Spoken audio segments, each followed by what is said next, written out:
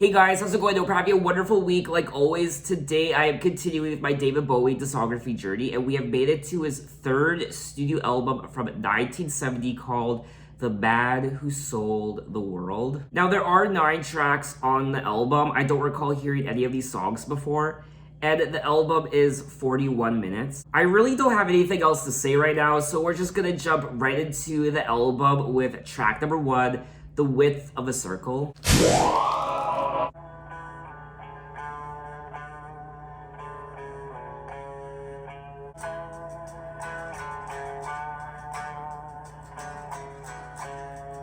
I like it already.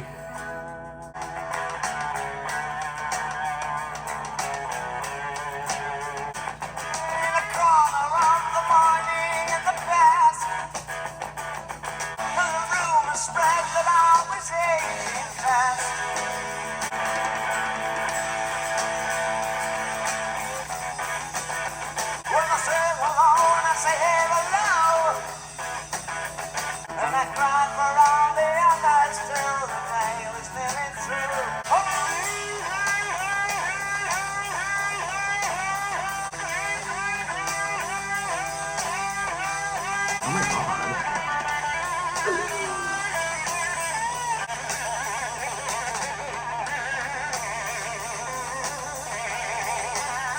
Oh, it said so long and away bye-bye. Got laid by a young bordello who was vaguely half asleep, for which my reputation swept back home and dried.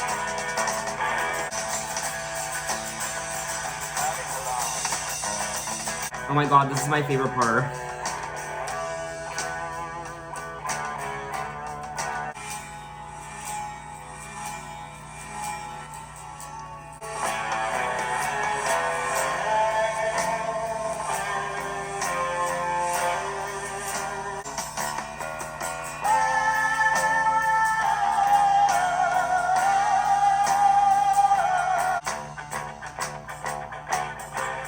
Swallowed his pride and puckered his lips. He said, "You'll never go down to the gods again." Struck the ground and covered the bed. I said, "Do it again, do it again." Breathe, breathe, breathe deeply.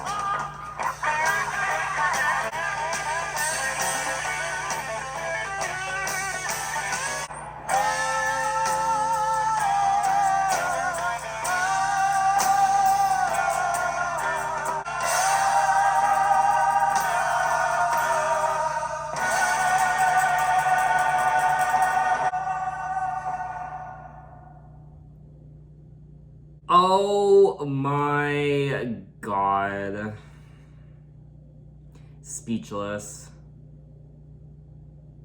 I legitimately have no words. I don't know what to say. I'm so overwhelmed. That was an odyssey. That was a journey. I was impressed the entire time. I don't even know where to start. Wow. Out of all of David Bowie's songs I've listened to so far, from his first album, his debut album, and then his second album, Space Oddity, and now this one, this track, The Width of a Circle, has to be one of my favorite David Bowie songs so far. First and foremost, that production. Oh, I mean, I'm getting all tongue-tied. I don't know where to start. I think this is the first time I brought out the spritzer bottle in one of these David Bowie videos, but I imagine it's not the last.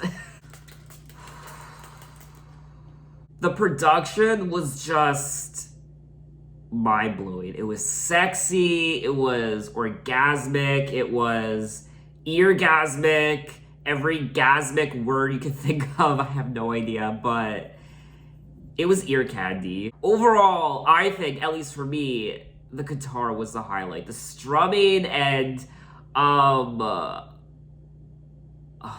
especially love the do. I don't know if I'm overreacting when it comes to how much I love this song, but I adore it. I wasn't really paying attention to the lyrics as I was listening to the song because the production was just taking me over. I also really liked the progression of the song, just the progression of the melody, I guess, how it started and then how it ended. It was very interesting. It says here that the lead guitar work done in the song was by Mick Ronson, who I don't know who that is. In the corner of the morning in the past, I would sit and blame the master first and last. All the roads were straight and narrow, and the prayers were small and yellow, and the rumors spread that I was aging fast. Then I ran across a monster who was sleeping by a tree, and I looked and frowned, and the monster was me. It's like a children's story or something. It's like, a folk story or something. It's like, what's it called? Like a Brothers Grimm fairy tale or something. I don't know. Got laid by a young bordello, I don't know what that is, who was vaguely half asleep, for which my reputation swept back home in drag. Is a bordello a whore? I don't know. A bordello is a brothel. Okay, a whore.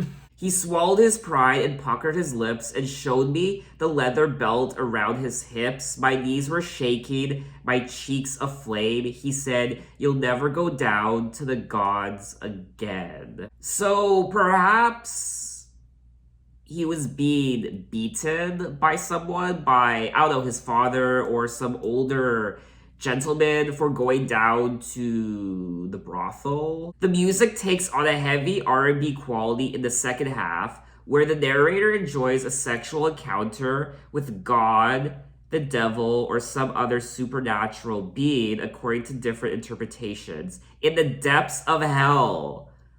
Okay, it says that the song deals with biblical lyrics, which alluded to gay sex, end times, mysticism, and madness. At least that's what Bowie Bible says, bowiebible.com. I did think that perhaps there was a part of the song that dealt with gay people, because he does bring up drag in the song. Got laid by a young bordello who was vaguely half asleep, for which my reputation swept back home in drag. This is such a fascinating song to read and to learn about. I just don't have enough time right now to actually delve into it. He also brings up Khalil Gibran, who, again, I don't know who that is. Well, he laughed insane and quipped Khalil Gibran. Khalil Gibran was a Lebanese American writer, poet, and visual artist, also considered a philosopher. He is best known as the author of The Prophet, which has become one of the best-selling books of all time. Oh. Now, he did die in 1931. I need to read this book now, The Prophet. Now, someone else's interpretation of the song is, it's obvious that Bowie is singing about sleeping with a man, which, it crossed my mind, but I just wasn't sure. His nebulous body swayed above, his tongue swollen with devil's love, the snake and I, a venom high. I said, do it again, do it again. I mean, now it makes sense to me that this would be about him sleeping with another man, because he does bring up the devil and the snake and venom and devil's love and horns and what have you. And a lot of people back then, even today, associate homosexuality and gay sex with the devil and satanic practices. And it also makes sense that this song is, it says that the song is heavy metal, it's hard rock, and that makes sense because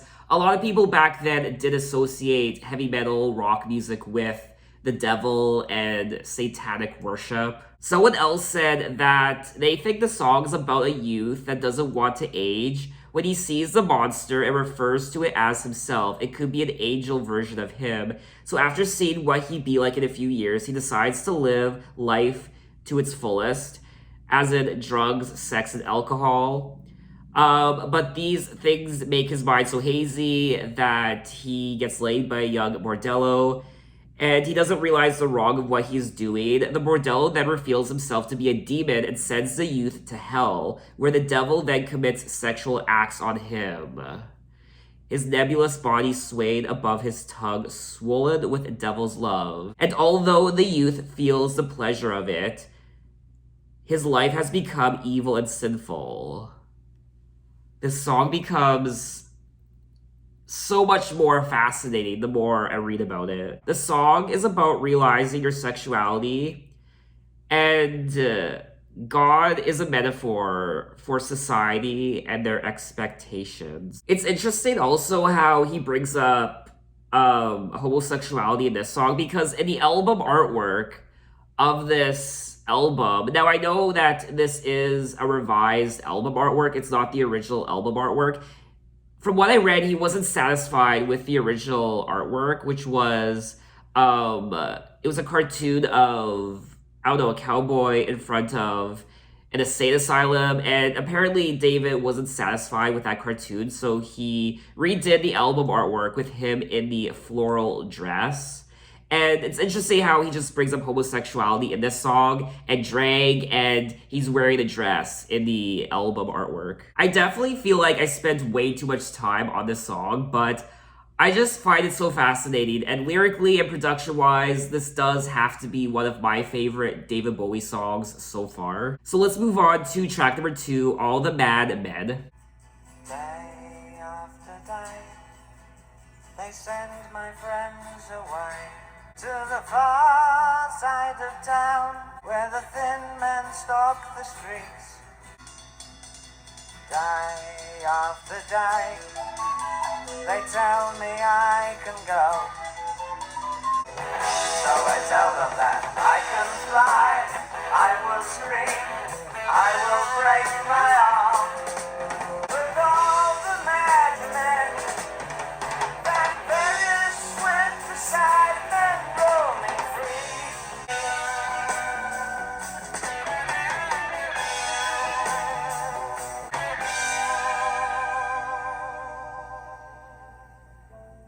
Where can the horizon lie when a nation hides its organic mind in a cellar? Day after day, they take some brain away.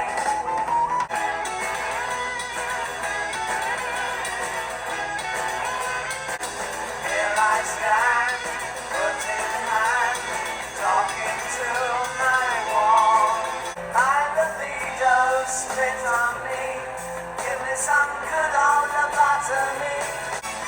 With all the madmen that perish when the sad men roam free. For I'm quite content, they're all the same as me.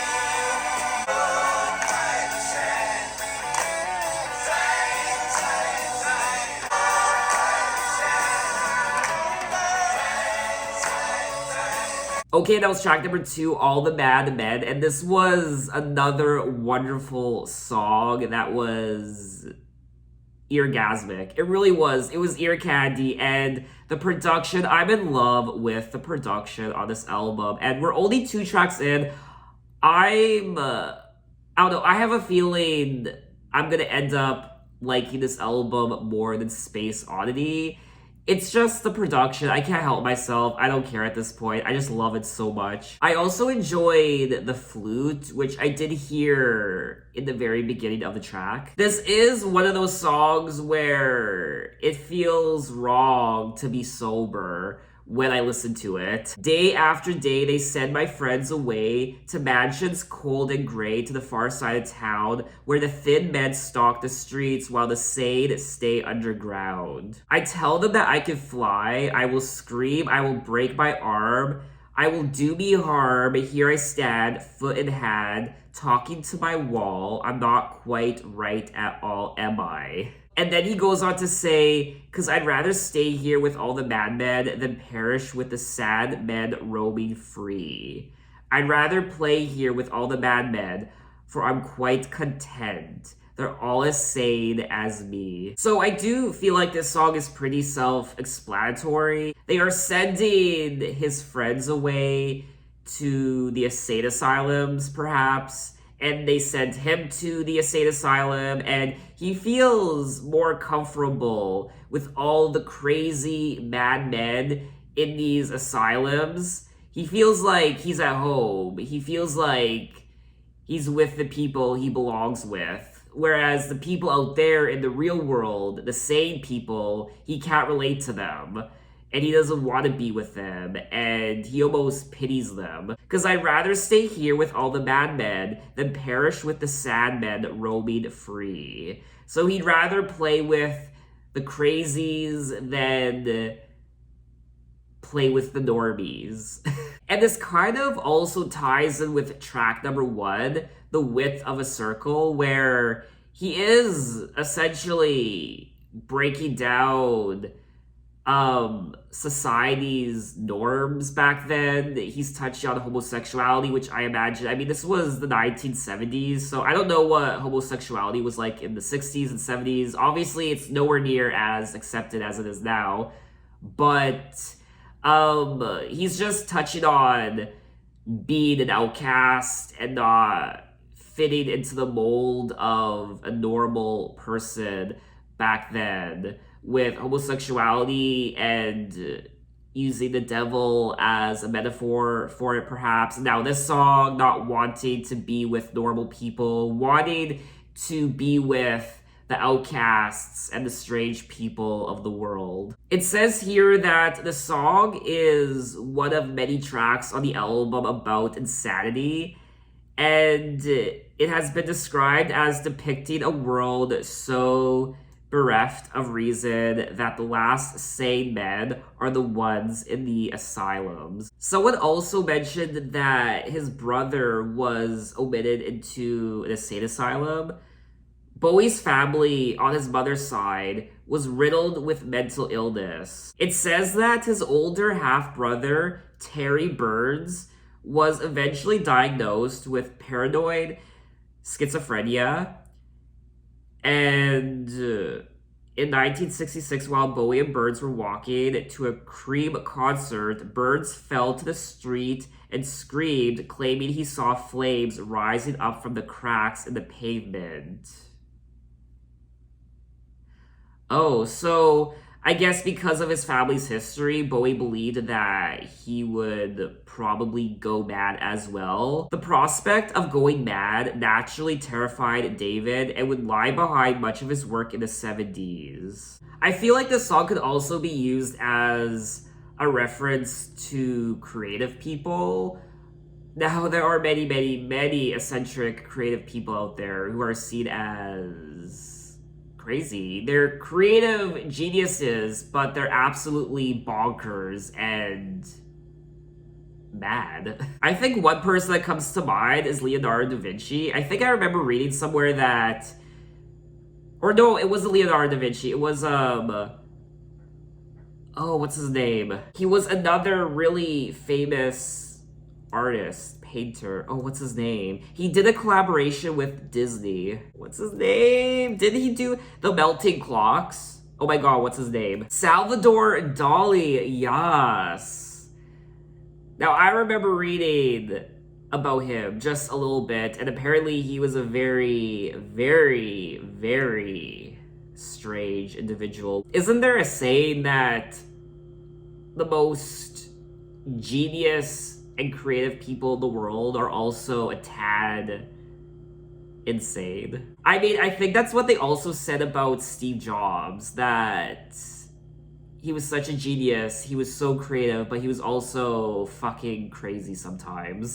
This is another song that I absolutely adore, and it's another song that I could probably keep talking about because this album so far, we're only 2 tracks in. I'm just so fascinated with this album. So let's move on to track number 3, Black Country Rock. Pack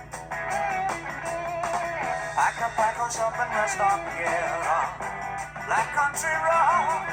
Some say the view is crazy, but you may adopt another point of view.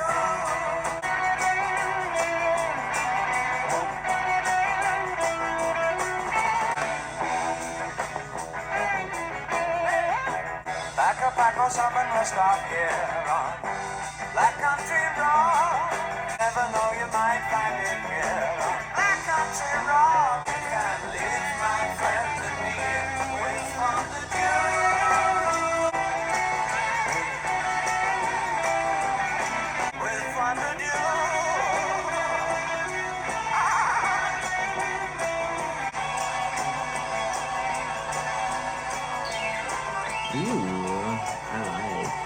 And that was track number 3, Black Country Rock. And once again, the production was just amazing. But I wasn't crazy about this song.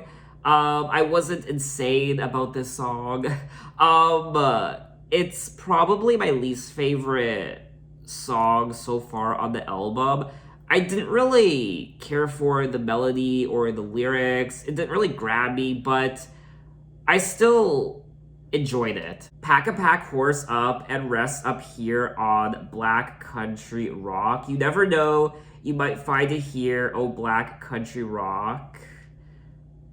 Some say the view is crazy, but you may adopt another point of view, so if it's much too hazy, you can leave my friend and me with fond adieu. I definitely don't find this song as interesting as the other 2 tracks lyrically, which in a way is a nice relief because I've been spending way too much time on these songs. Black Country Rock is an upbeat blues rock number, and is described as a respite from the musical and thematical heaviness of the remainder of the album. Now, one person did say that Black Country Rock is a reference to black music, like soul and gospel, blues, jazz, R&B. Even though I wasn't the biggest fan of the lyrics and melody of the song, I will definitely go back to it, more so because of the production, because it's just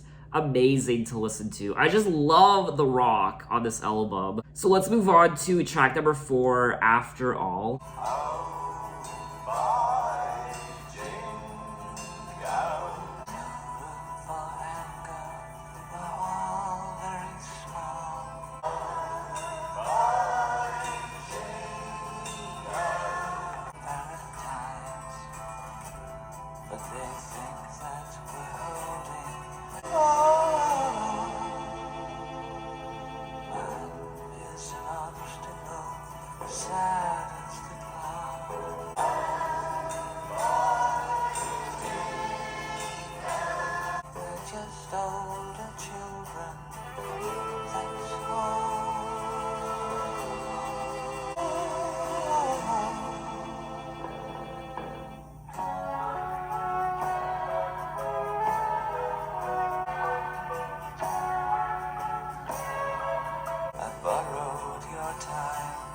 I'm sorry I called.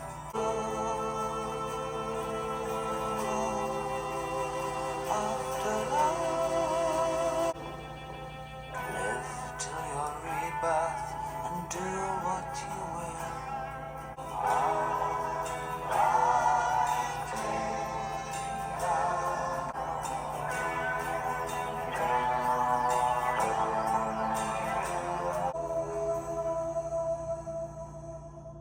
Okay, that was track number 4, After All, and this was another enjoyable song that I found quite interesting. I liked the vocals of the track, in particular the part where it goes, "Oh by Jingo," the chorus where you hear a group of people sing along, like a child and another man. And I don't know if I'm the only one, but this sounds like a song you'd hear in a Quentin Tarantino movie. It's just one of those interesting psychedelic songs you play in a dark room, and you have a candle lit and it's late at night and you're just laying down, and I really liked the atmosphere of this track. Please strip them gently, they don't like to fall. Oh by Jingo, there's no room for anger, we're all very small. We're painting our faces and dressing in thoughts from the skies from paradise. But they think that we're holding a secretive ball. Won't someone invite them? They're just taller children, that's all after all. Mad is an obstacle, sad as the cloud, oh by Jingo, so hold on to nothing, and he won't let you down. It does say here that Jingo is a vociferous supporter of policy favoring war, especially in the name of patriotism. It's a person who professes his or her patriotism loudly and excessively, favoring vigilant preparedness for war and an aggressive foreign policy. So is he singing about war and these men who are just children, perhaps teenage boys who have just become men? And he says, they're just older children, that's all after all. So these boys who are going off to war, these teenage boys, these young men, they're just older children. I don't know, that's my interpretation. The song has been interpreted as taking to nightmarish conclusions the children's world of Bowie's early song, There Is a Happy Land, from his 1967 debut, David Bowie. It also says that, like much of The Man Who Sold the World, the lyrics are about the Ubermensch philosophy, mad is an obstacle, sad as the cloud. And it's interesting how this philosophy is brought up, mad is an obstacle, sad as the cloud, because there is a part of the song where we hear horns and it sounds like you're at a circus. There is something quite dark about this song. I've borrowed your time and I'm sorry I called, but the thought just occurred, we're nobody's children at all after all. This is just a very interesting song. This is another song where I feel like I could spend an eternity trying to decipher what he's singing about. Just a very interesting rock, psychedelic song. So let's move on to track number 5, Running Gun Blues. I count the corpses on my left. I find I'm not so tidy. My face is drawn, my instinct is still emotes it. I slash them cold, I kill them dead. I broke the goose, I cracked their heads. Now I got the running gun blues.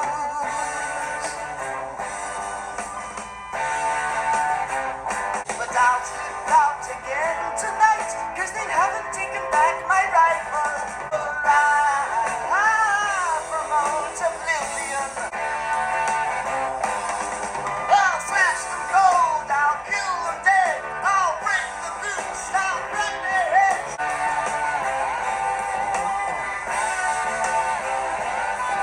I'll slice them till they're running red. But now I've got the running gun blues.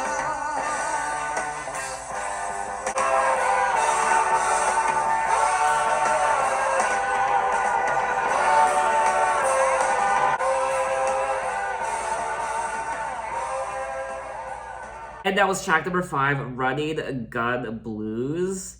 And I enjoyed this track. In particular, the ending, the last minute or so, I really liked.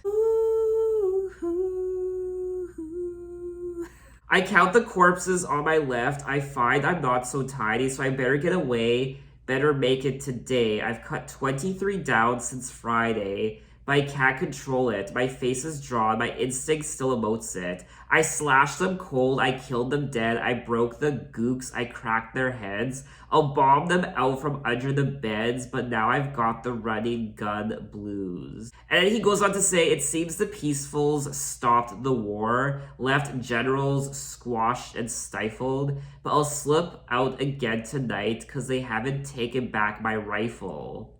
For I promote oblivion and I'll plug a few civilians. This is definitely a very dark song lyrically, and I initially thought perhaps he was singing about war and soldiers killing innocent people and bombing civilians and corpses on their left, and I'll slash them cold, I'll kill them dead.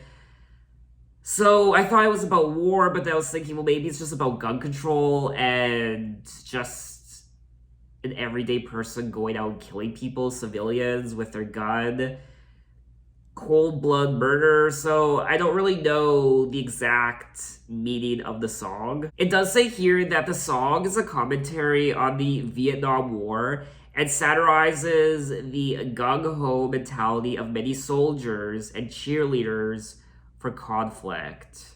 I slashed him cold, I killed him dead, I broke the gooks, I cracked their heads. Running Gun Blues may have been written in response to the Malay massacre, the mass murder of hundreds of unarmed Vietnamese civilians by US troops in South Vietnam. Now, I don't know too much about the Vietnam War. I know almost nothing about it, but I do recall watching the movie Platoon, which I love. I remember watching that movie for the first time, and it was very emotionally stirring for me. And now that I know this song is perhaps about the Vietnam War, this movie does come to mind. The song has a dark subject, a soldier who has returned from war and he still has his gun and he wants to kill people. I did like the song. Of course, I enjoyed the production and I liked the lyrics, but this probably wouldn't be a song I would really listen to again just because it is quite depressing to read and listen to. But I do like the intention behind the song. But anyway, let's move on to track number 6, Saviour Machine. President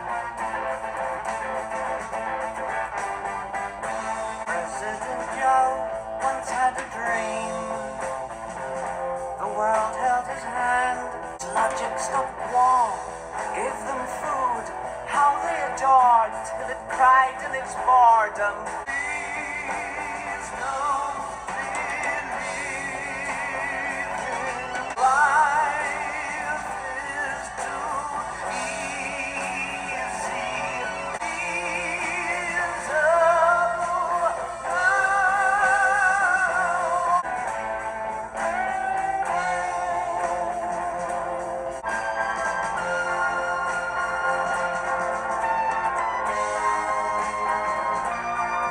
our minds are too green. I despise all I've seen. You can't stake your lives on a savior machine. Sacred dimension. I can steal every mind.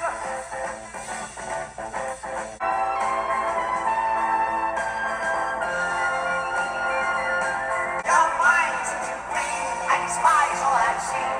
You can't stake your lives on a savior machine.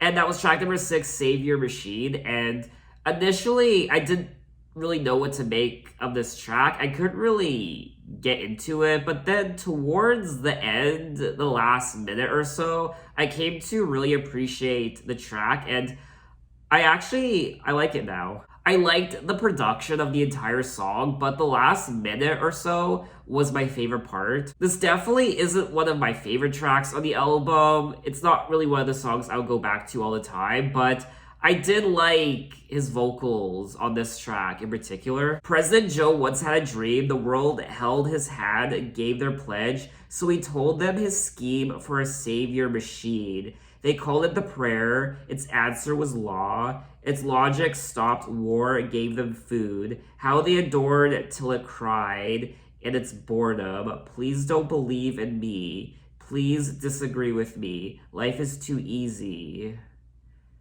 A plague seems quite feasible now, or maybe a war, or I may kill you all. So I don't really know the actual story of the song, but I feel like it's about obviously this president who had a dream to perhaps create the perfect world without war and without famine, without violence, and it worked. And everyone was living peacefully. The savior machine. He told them his scheme for a savior machine. So this president swooped in with his God complex, with this savior machine, and saved the world, eliminated war and violence and famine. But then everything was too pretty and wrapped up in a bow, and people got bored, and then it was only a matter of time before someone unleashed a plague upon the world and a war, and then everything went back to the way it was. The song tells the tale in which President Joe heralds a new machine, the prayer, which ends war, provides food for the people, and becomes the final word of law.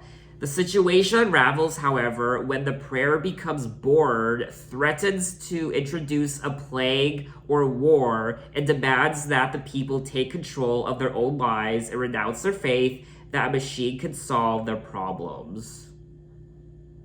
Well, this kind of sounds like today, doesn't it? If only David Bowie could have seen what the world would be like in 2020 and 2021, even he wouldn't want to get out of bed. I love these sorts of songs from David Bowie, these fictional tales he tells that are based in science fiction and sometimes, I don't know, even folklore, and I just like these stories that he tells on these albums. They're fun to read, even though they're quite dark and serious.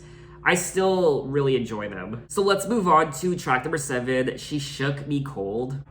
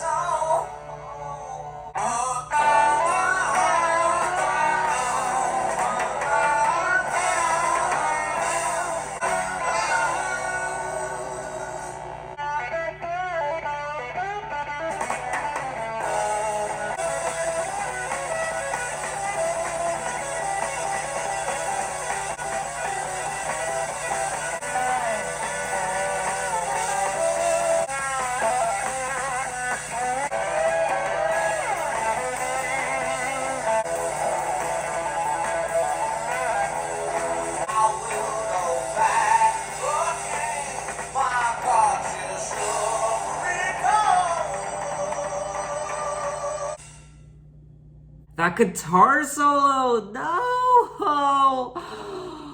Oh, this song shook me to my core.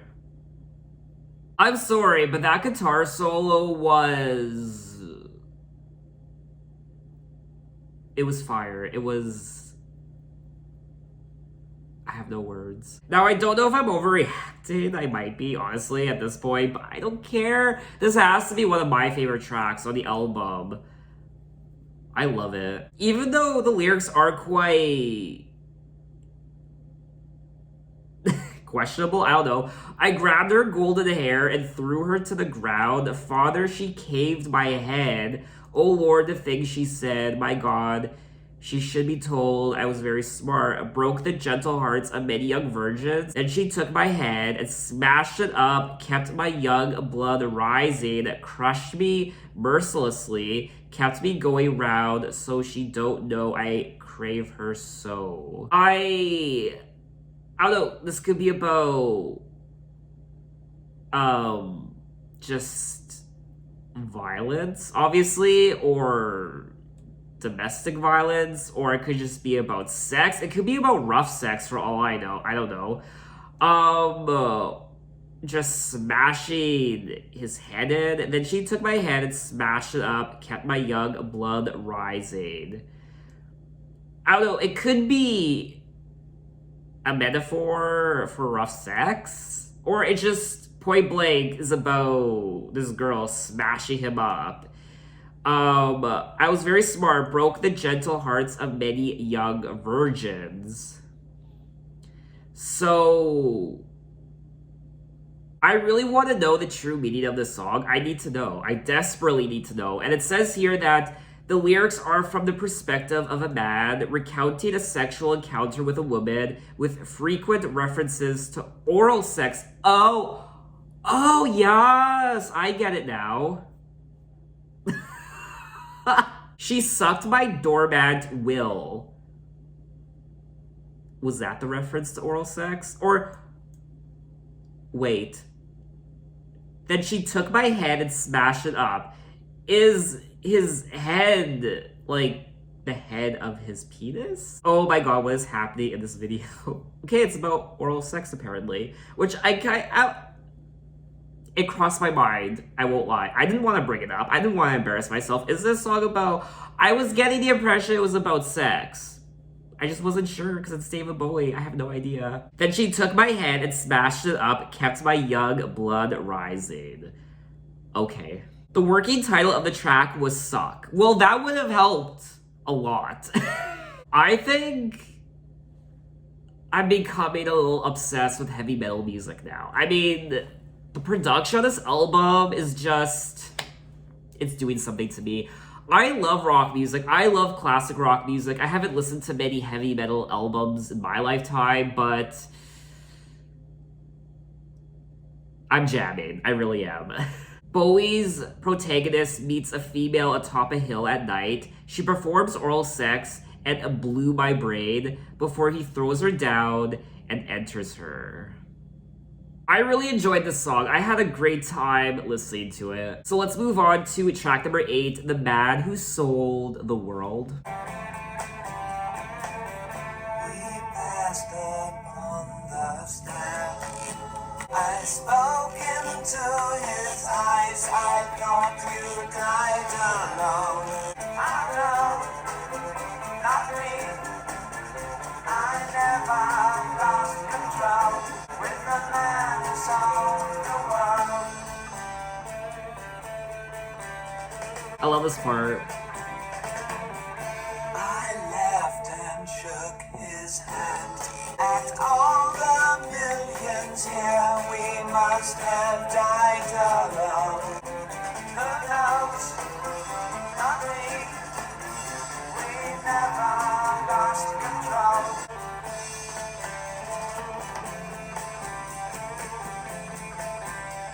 Your price, to price, with the man who sold the world.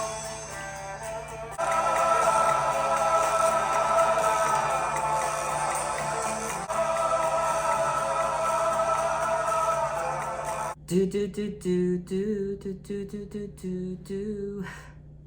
That gets stuck in your head. This track is an earworm. It's catchy as hell, I won't lie. Track number 8, The Man Who Sold the World. Now, once again, the guitar riff on this song is from Mick Ronson, who I absolutely love now. He is simply remarkable. Definitely one of my favorite tracks from the album. We Passed Upon the Stair. We spoke of Was and When. Although I wasn't there, he said I was his friend, which came as some surprise. I spoke into his eyes. I thought you died alone a long, long time ago. Oh, no, not me. I never lost control. You're face to face with the man who sold the world. This is a song where, again, I don't really know what he's singing about. He passed this person upon a staircase. Although I wasn't there, he said I was his friend, which came as some surprise. I spoke into his eyes. I thought you died a long, long time ago. It does say that the lyrics of the song are cryptic, being inspired by numerous poems. Retrospectively, David's original recording of this song has been named one of his best songs, with many praising the haunting and unsettling nature of the recording. I did find David's vocals quite not disturbing, just very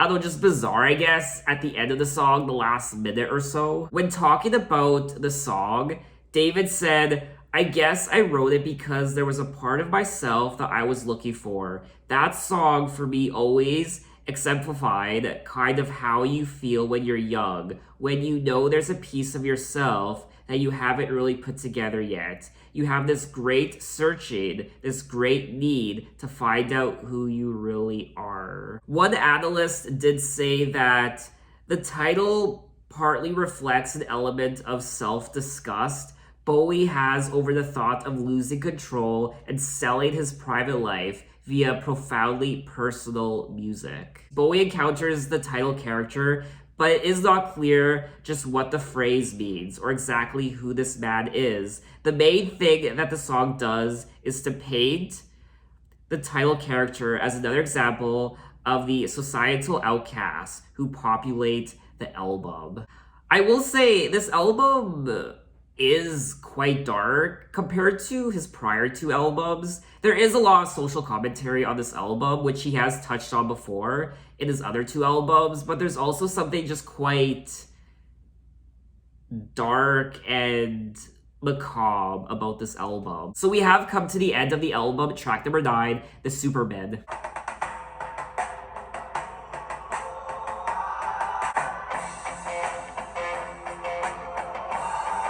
When all the world was very young, a mountain magic a heavy hum, wondrous beings chimed into life. So softly the supermon flies.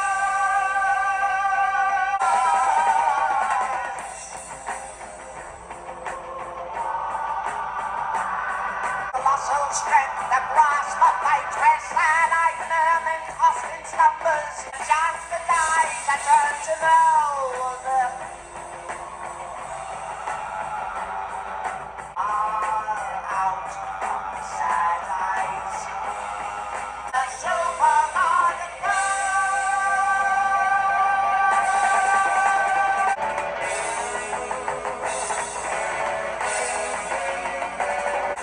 are out in the red sky. The supermon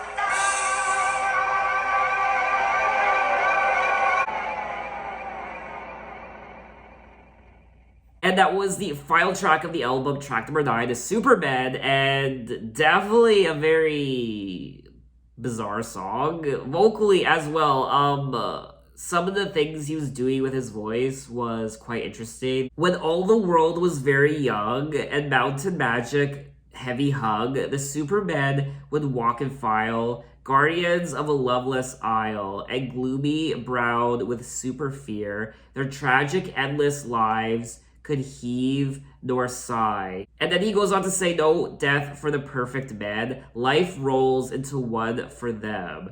So softly a super god cries. Colossal strength to grasp a fate where sad-eyed mermen tossed in slumbers, nightmare dreams no mortal mind could hold. A man would tear his brother's flesh, a chance to die, to turn to mold. You got me. I have no idea. It looks like this song was inspired by the works of literary figures, which is something he has done before multiple times. The song has been cited as reflecting the influence of German Romanticism, its theme and lyrics referencing the apocalyptic visions of Friedrich. Oh, I don't know how to pronounce his last name. I'm so sorry. Nietzsche. And it's prominent. What are these words I can't pronounce? I'm so feeble. I've come across so many words that I have never come across before and I can't even pronounce. Far out in the red sky, far out from the sad eyes, strange, mad celebration, so softly a super god dies. Lyrically, I mean, what is there to say? This is such an interesting song. I almost don't really care to know what it's actually about. I don't think this is one of my favorite songs from the album, but I would listen to it again. It's a very bizarre and creative and it's just an interesting song. So that was all 9 tracks of The Man Who Sold the World by David Bowie. And I had a wonderful time listening to this album. And out of his first 3 albums, this one is probably my favorite, to be honest with you. The production was sublime. The heavy metal, the rock, and the guitar solos, and just everything about this production I absolutely adored. I had so many eargasms listening to the production on this album. I was mind blown, honestly, and I thoroughly enjoyed it. I also enjoyed the lyrics and stories on this album. He touches on quite a few interesting things, social commentary like war, perhaps even the Vietnam War, and sexuality, sex in general, homosexuality, gods and the devil, and being an outcast, insanity, going mad, not fitting in, and being different, and very philosophical things. A lot of songs that were inspired by literary works and poems, and of course, quite cryptic at times, but that's why I love his lyrics so much, is because they really do make you think, and I always enjoy reading his lyrics. I do think that this is a very cohesive album, unlike his prior album, Space Oddity, where I felt like it was kind of all over the place. This one is definitely more put together. It makes sense a lot more. I guess that's what I'm trying to say. And like I said already, the album is quite dark. I think out of his first 3 albums, this one is probably his darkest. Just some of the things he sings about, some of the words he uses, even his vocals were quite demented at times. Now, it does say that the lyrics of this album are significantly darker, and numerous themes are explored on not just this album, but on all his albums through the 1970s decade, including madness, alienation, violence, confusion, identity, power, darkness, and sexual possession. Identity, that is also another theme of the album that I picked up on, which he's obviously not necessarily confused by, or maybe he is, but he's definitely experimenting.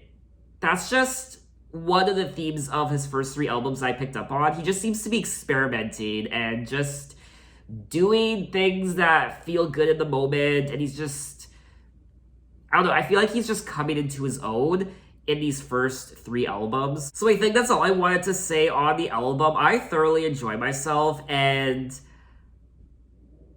I liked all the tracks on this album. There are a few tracks from this album that didn't really grab me. I probably wouldn't really listen to again.